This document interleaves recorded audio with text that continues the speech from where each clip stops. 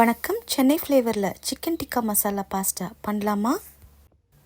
ஒரு பவுலில் 300 grams boneless சிக்கனை சின்ன சின்ன பீசஸாக வெட்டி சேர்த்துக்கலாம். இதில் 1/2 டீஸ்பூன் மஞ்சள் பொடி, 1 teaspoon Kashmiri chilli powder, 1/2 teaspoon pepper powder, cumin powder, chilli flakes, garam masala powder, உப்பு, 1 tablespoon lemon juice, 2 tablespoon yogurt. இது எல்லாத்தையும் சேர்த்து நல்லா மிக்ஸ் பண்ணி மூடி போட்டு ஃப்ரிட்ஜில் வைக்கலாம்.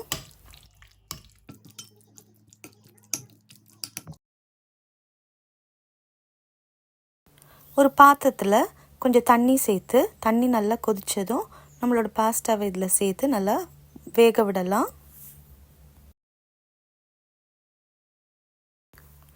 இன்னொரு பேனை சூடாக்கி அதில் கொஞ்சமாக எண்ணெய் சேர்த்துக்கலாம்.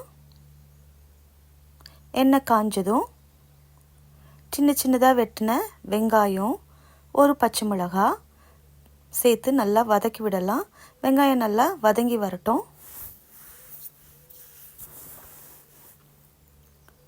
1 டீஸ்பூன் ஜிஞ்சர் கார்லிக் பேஸ்ட், 2 அரைச்ச தக்காளியும் இதில் சேர்த்து நல்லா கலந்து விடலாம்.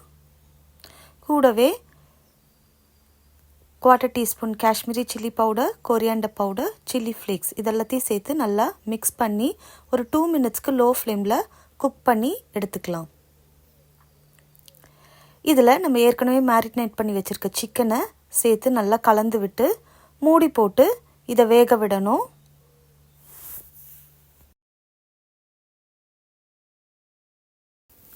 அஞ்சு நிமிஷம் வேக விடலாம். இந்த ஸ்டேஜில் ஒரு வாட்டி லிட்டை எடுத்து மறுபடியும் கலந்து விட்டு சிக்கனை திருப்பியும் ஒரு 2 மினிட்ஸ்க்கு வேக விடணும். பாஸ்தா நல்லா வெந்து வந்திருக்கு. இந்த பாஸ்தாவில் இருக்க தண்ணியை ஸ்ட்ரெயின் பண்ணி அதுலேருந்து கொஞ்சம் தண்ணி மட்டும் நம்ம தனியாக எடுத்து வச்சுக்கலாம். ஏன்னா இந்த பாஸ்தாவில் அது சேர்க்கணும். இப்போ சிக்கன் நல்லா வெந்து வந்திருக்கு. இதில் உப்பு சேர்த்துக்கலாம். ஏற்கனவே நம்ம மேரினேட் பண்ணி வச்சுருக்க சிக்கனில் சேர்த்துருக்கோம். அதனால் செக் பண்ணிவிட்டு தேவைப்பட்டால் சேர்த்துக்கோங்க. இதில் நம்ம எடுத்து வச்சுருக்க அந்த தண்ணியை கொஞ்சமாக சேர்த்து கலந்து விட்டு வேக வச்சுருக்க பாஸ்தாவை இதில் சேர்த்து நல்லா மிக்ஸ் பண்ணி மூடி போட்டு ஒரு 2 நிமிஷத்துக்கு லோ ஃப்ளேமில் அடுப்பில் வைக்கலாம். Chicken tikka masala pasta ready ஆயிடுச்சு. இந்த வீடியோ உங்களுக்கு பிடிச்சிருந்தா லைக் பண்ணுங்கள், ஷேர் பண்ணுங்கள், சப்ஸ்கிரைப் பண்ணுங்கள். நன்றி, வணக்கம்.